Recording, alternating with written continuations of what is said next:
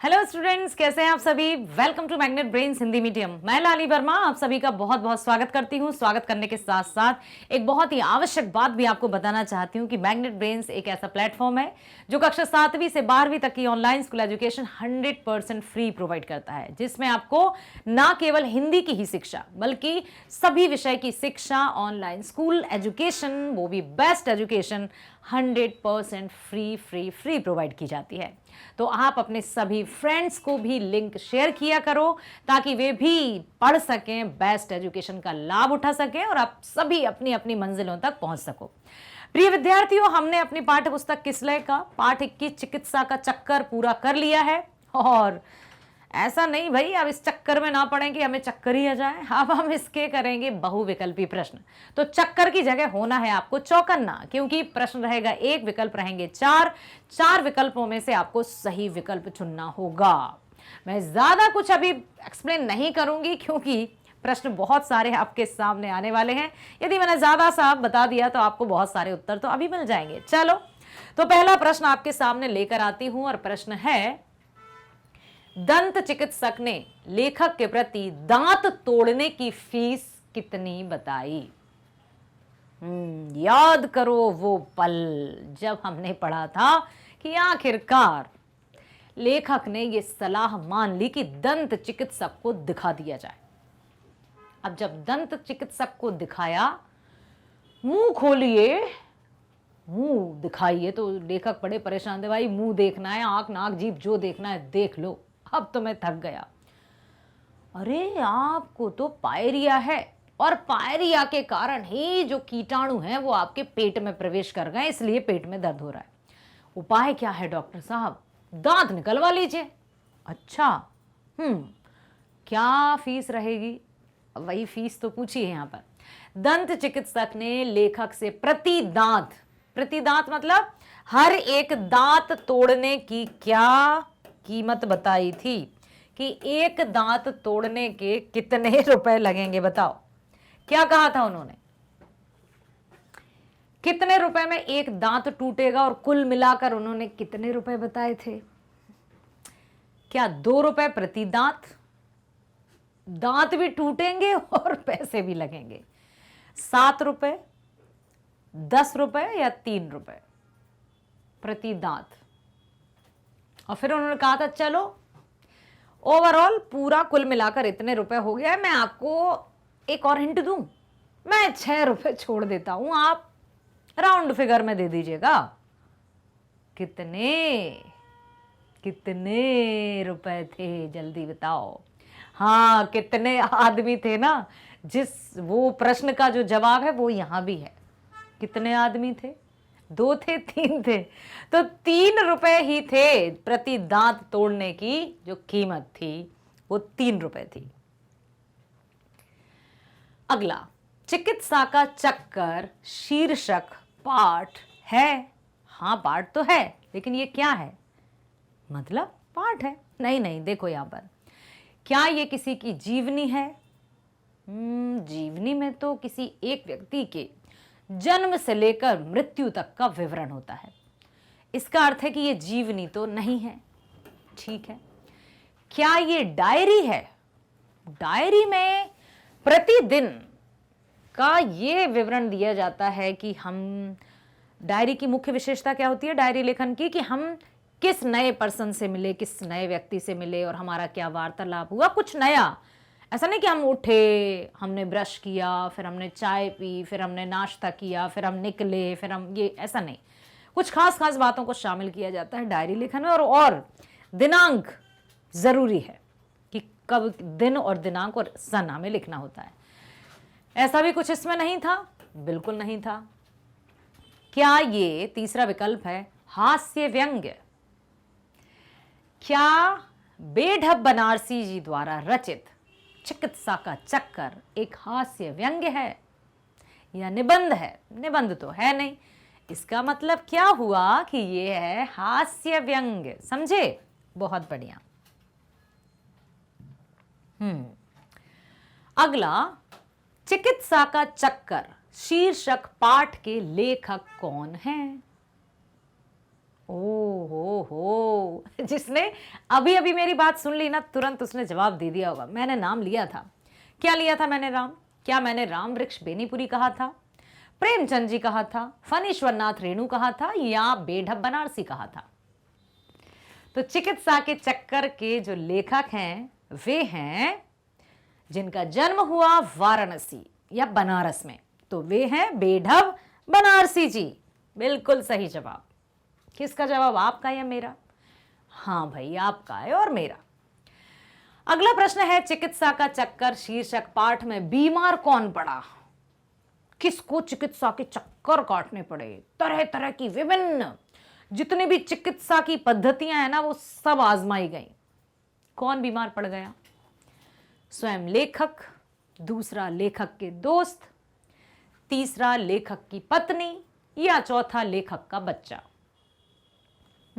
तभी तो कहते हैं कि ज्यादा बड़ बोले नहीं होना चाहिए। अपने आप को बहुत ना एकदम अपने जीवन को संतुलित होकर बिताना चाहिए। अब ये मैं क्यों कह रही हूं? क्योंकि लेखक जब दूसरों को बीमार होते देखते थे, सोचते थे यार इसके भी कितने मजे हैं, सब लोग इसकी सेवा में लगे हुए हैं, कोई काम धाम नहीं करना पड़ रहा है, हाथों पे खाना मिल रहा है, तो उनकी इच्छा थी कि मैं भी बीमार हो जाऊं।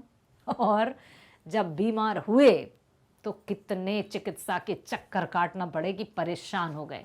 तो यहाँ पर स्वयं लेखक ही बीमार पड़ गए थे। बीमारी भी इतनी लंबी कि 2 दिन नहीं, 4 दिन नहीं, 6 दिन नहीं, 15 दिन नहीं, महीनों लग गए थे उनको।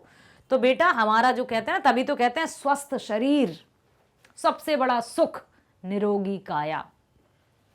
यदि हम स्वस्थ जीवन जी रहे हैं, थैंक यू कहिए उस परमात्मा को कि हम स्वस्थ हैं और हम निरोगी हैं। समझे? चलो अगला, चिकित्सा का चक्कर पाठ में हकीम ने लेखक की नब्ज कितने मिनट तक देखी? नब्ज जानते हो? नाड़ी। हाँ, कितने मिनट तक देखी थी? अक्सर डॉक्टर हाथ देखते हैं तो वो पल्स चेक करते हैं। 1 मिनट में 72 टाइम्स, 72 बार हमारी हार्ट बीट्स जो होती है ना, हार्ट बीट्स इस तरह से कुछ भी मतलब इस तरह से जाती हैं, वो 1 मिनट में 72 बार झलकती हैं, धड़कती है। 72 बार, 1 मिनट में 72 बार, ठीक है। और जबकि 1 मिनट में कितने सेकंड्स होते हैं? 60। तो वो 1 सेकंड से भी पहले एक धड़कन आ जाती है। तो चिकित्सा का चक्कर पाठ में हकीम ने लेखक की नब्ज कितने मिनट तक देखी थी? कितने मिनट तक नब्ज ही देखते रहे थे वो? 5 मिनट तक, 3 मिनट तक, 10 मिनट तक, या 2 मिनट तक? भैया पूरे 10 मिनट तक हकीम साहब ने लेखक की नब्ज देखी थी। 10 मिनट कितना ज्यादा टाइम होता है, 10 मिनट। अगला, चिकित्सा का चक्कर शीर्षक पाठ साहित्य की कौन सी विधा है? साहित्य की विधा, गद्य और पद्य में विधाएं होती हैं, ठीक है। तो क्या ये कहानी है, संस्मरण है, लेख है, या व्यंग्य है? तो ये तो हास्य व्यंग्य है, हमने अभी जाना। अगला, डॉक्टर चूहानाथ कातर जी की फीस कितने रुपए थी? और उनके गाड़ी के आने जाने का भाड़ा या किराया अलग। और डॉक्टर चूहानाथ कातर जी का नाम बहुत फेमस था। कातर जी, चूहानाथ कातर जी बड़े प्रसिद्ध थे, क्योंकि ओके अभी मैं नहीं बता रही, हो सकता है उससे संबंधित भी प्रश्न आ जाए। तो आप तो मुझे ये बताइए कि आपने पाठ में सुना, पढ़ा, तो चूहानाथ कातर जी की फीस कितनी थी उस समय? जबकि 1-1 रुपए की कीमत बहुत थी। 10 रुपए थी, 20 रुपए थी, 8 रुपए थी, या 15 रुपए थी? तो आपकी फीस थी 8 रुपए। अगला, लेखक को बीमार रहने की इच्छा क्यों हुई और उनकी इच्छा कैसे पूरी हुई? काम करते करते थक गए थे लेखक, इसलिए बीमार होने की इच्छा हो गई, या फिर लोग देखने आएंगे इसलिए उनकी इच्छा हुई, पत्नी सेवा करेगी इसलिए उनकी इच्छा हुई, या लोगों की सहानुभूति उनको मिलेगी इसलिए उनकी इच्छा हुई बीमार होने की? क्या बात थी जिससे लेखक की बीमार होने की इच्छा हुई? लोग काम करते करते थक गए थे, लोग देखने आएंगे, पत्नी सेवा करेगी, लोगों की सहानुभूति मिलेगी। लेखक को ऐसा लगता था कि अब थोड़ा सा बिस्तर पर पड़ा रहूं मैं। ये सारी बातें भी थी, लेकिन सबसे ज़्यादा तो वो भाई बहुत हो गया, अब थोड़ा सा आराम चाहिए, तो क्यों ना बीमार हो जाऊं। ऐसा कभी मत कहना। आराम करने के लिए आप थोड़े कुछ समय के लिए अपने काम से अवकाश ले लें और अच्छे से अपना समय व्यतीत करें। ठीक है, ये व्यंग्य है, ऐसा भी हो जाता है। लेखक को बार बार पेट दर्द क्यों हो रहा था, और पेट में ही दर्द क्यों हो रहा था? क्या कारण था? अक्सर जब हम देखते हैं कि बच्चा स्कूल नहीं जाना चाहता तो वो, मम्मी पेट दर्द हो रहा है, आज मुझे स्कूल नहीं जाना, क्योंकि पेट का दर्द दिखाई नहीं देता है। अब दर्द तो कहीं का भी दिखाई नहीं देता है, लेकिन पेट दर्द का ही बहाना क्यों बनाया जाता है? तो क्या लेखक भी यहां पर बहाना बना रहे थे, या सच में उनको पेट दर्द था? लेखक को बार बार पेट दर्द क्यों हो रहा था? पहला, गरिष्ठ खाना खाने से। दूसरा, अपच से, डाइजेस्टिव सिस्टम काम नहीं कर रहा था तो डाइजेशन गड़बड़ था इसलिए। तीसरा, दांतों में पायरिया से। या चौथा, भयंकर बीमारी होने से।